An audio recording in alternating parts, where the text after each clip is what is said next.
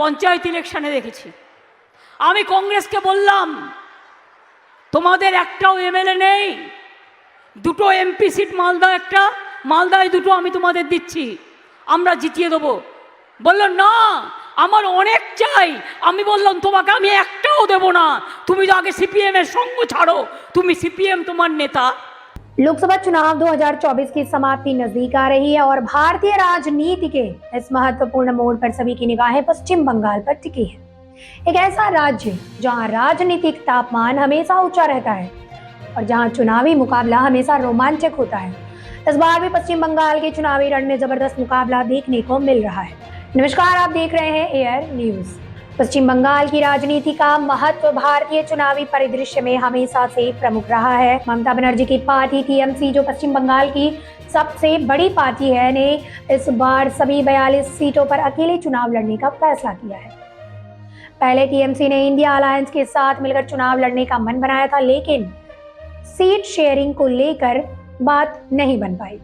ऐसे में ममता बनर्जी ने एकला चलो रे की रणनीति अपनाते हुए सभी सीटों पर अकेले चुनाव लड़ने का ऐलान किया। बीजेपी, जो बंगाल में दूसरी बड़ी पार्टी है, ने भी सभी 42 सीटों पर अपने उम्मीदवार खड़े किए हैं।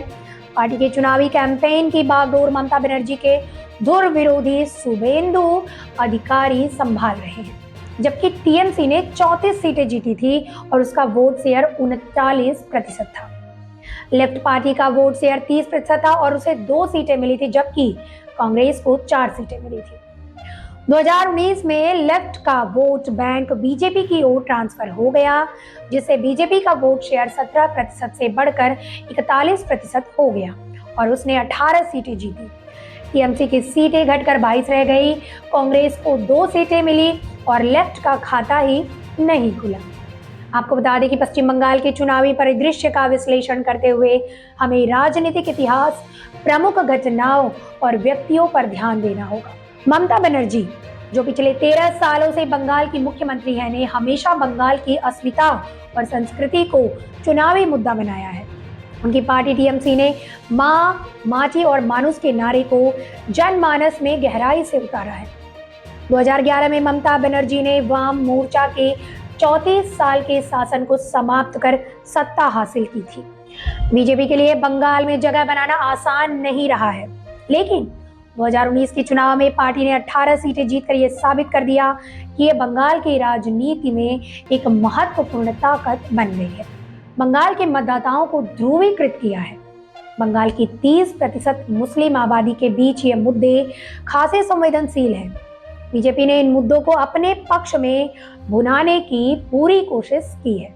भारतीय राजनीति में कई ऐसे चुनावी मुकाबले हैं जहां प्रमुख पार्टियों के बीच कड़ा मुकाबला देखने को मिलता है। 2019 के लोकसभा चुनाव में भी कई राज्यों में ऐसे मुकाबले हुए थे।